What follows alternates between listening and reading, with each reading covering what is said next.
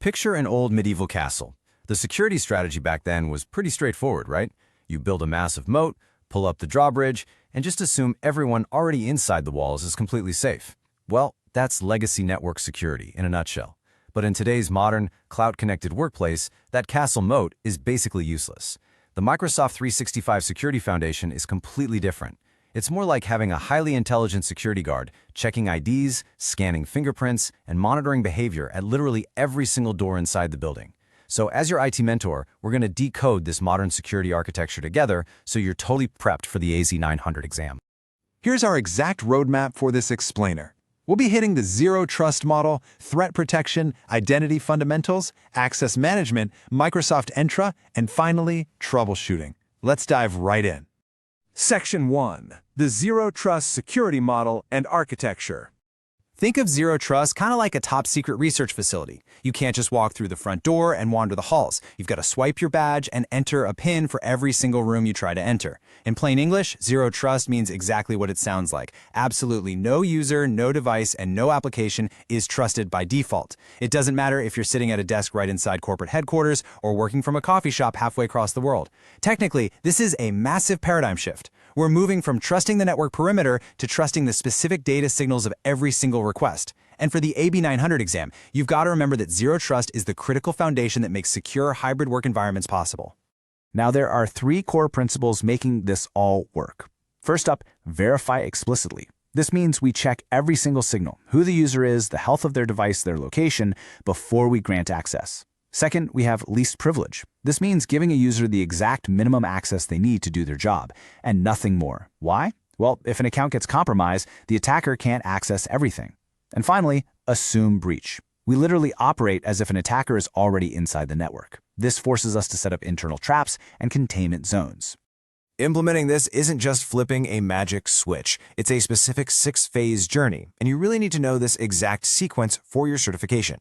You start by assessing your current security posture, just to see where you stand. Then you protect the identity, which is the absolute most critical control plane. Next, you enforce endpoint compliance, making sure all those devices are safe. Then, you classify your data so you actually know what you're protecting. After that, you set up tools to monitor and respond to threats. And finally, educate your users, because let's face it, human error can bypass even the best technical controls. Moving on to Section 2, Threat Protection and Intelligence. Imagine a team of security guards in a giant skyscraper who instantly radio each other across different floors to lock doors and track a trespasser. In Microsoft 365, this highly coordinated team is called Microsoft Defender XDR. It's a unified suite designed to stop attacks across all sorts of different vectors. Defender for Office 365 guards your emails and collaboration links against phishing. Defender for Endpoint watches the actual laptops and phones for things like ransomware. Defender for Identity monitors your on-premises directories for stolen credentials. And Defender for Cloud Apps watches for sensitive data leaking into unsanctioned third-party software. The real magic here is that they all talk to each other to give you a complete, unified picture. So let's look at how that communication works in action. When an email threat arrives, Defender XDR analyzes it immediately. If it's malicious, it triggers an automated playbook. This playbook can instantly contain the threat, like automatically isolating a compromised laptop straight off the network. For the exam, you need to understand that this automated pre-breach and post-breach workflow is exactly what prevents a single-clicked link from turning into a massive, company-wide disaster. To power that level of automated defense, Microsoft relies on a truly staggering number, 65 trillion T. Yeah, trillion with a T. That is the number of security signals the Microsoft Threat Intelligence Center, or MSTIC, processes every single day. Every login, every clicked link, every endpoint behavior worldwide feeds directly into this system. What this means for us is that if a brand new attack type is spotted in an office in Tokyo at 9 a.m., your office in London is proactively protected against it by 9:05 a.m. It's wild. All right, Section 3, Identity Fundamentals, Authentication, and Single Sign-On. Think of identity like a government-issued passport. It tells the world who you claim to be. Authentication, on the other hand, is the high-tech biometric scanner at customs that actually checks your face and fingerprints to prove you own that passport. We need to clearly separate these two concepts. Identity is the user account stored in Microsoft Entra ID, your username, your job title, your department. Authentication is the method used to verify it. In the old days, this was just a password. But today, for robust security, authentication means using the Microsoft Authenticator app, a FIDO2 physical security key, or facial recognition through Windows Hello. Here's how that actually looks in practice. And trust me, it's a flow you absolutely must recognize on the exam. A user tries to access a service. Entra ID checks the identity and issues a multi-factor authentication, or MFA prompt. Once the user passes that prompt, Entra ID grants single sign-on, or SSO. This means the user gets a secure token and can now open Outlook, Teams, and SharePoint without having to log in again and again. It perfectly balances high-end security with a really great user experience. Let's keep the momentum going with Section 4, Access Management, Permissions, and Roles. Imagine handing a logistics employee a key card that only opens the specific warehouse loading docks they need, rather than letting them into the executive boardroom.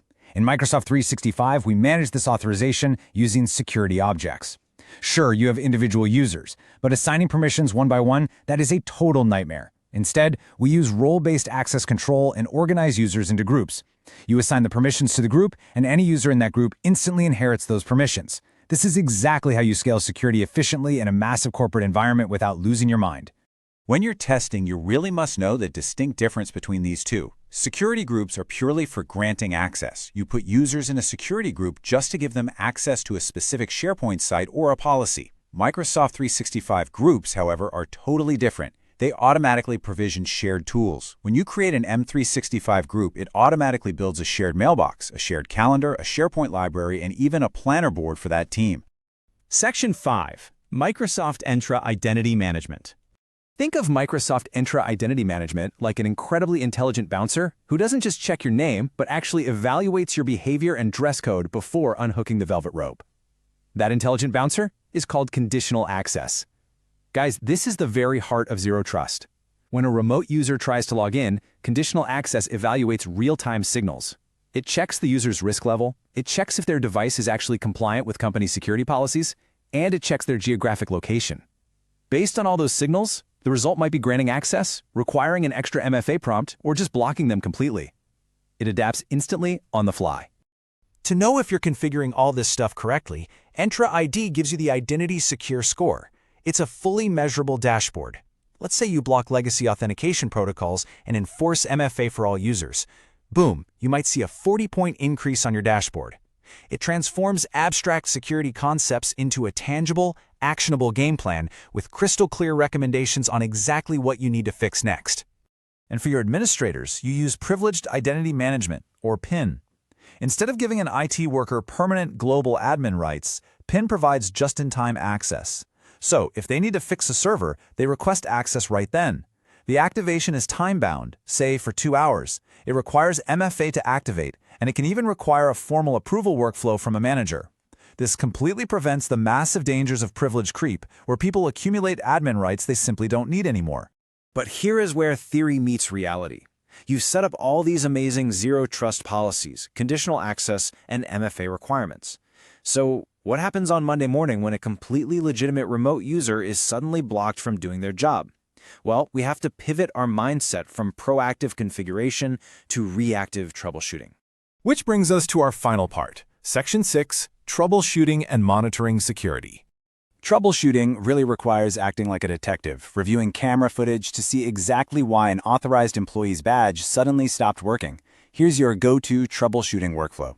When a failed login occurs, you immediately head over to the Microsoft Entra Admin Center and pull up the sign-in logs. This is going to tell you exactly which policy blocked the user. Then you use this awesome feature called the What If Simulator tool. You plug in the user's exact scenario, their specific device, their location, and the simulator tells you exactly how your conditional access policies will react. This allows you to pinpoint the misconfiguration and push a resolution without just guessing in the dark. Now, beyond just sign-ins, you absolutely must monitor the broader environment. You use Microsoft Purview audit logs to track things like unauthorized file access or sneaky changes to admin roles. You also have to keep a very close eye on app registrations and enterprise apps. Think about it. When a custom application requests permission to read your users' calendars, you need to ensure it's securely registered with the right certificates and isn't over-permissioned, which could easily create a backdoor right into your tenant. And this leads us to the ultimate takeaway here. Understanding how to manage identities, verify access, and trace logs, it isn't just about passing a multiple-choice test. As organizations everywhere deploy incredibly powerful AI tools like Microsoft Copilot, tools that can access vast amounts of company data, mastering these exact security foundations is literally the difference between a secure AI deployment and a catastrophic data leak. Bottom line, if you control the identity and you rigorously control the access, you completely control the future of your network. Good luck on the AB900.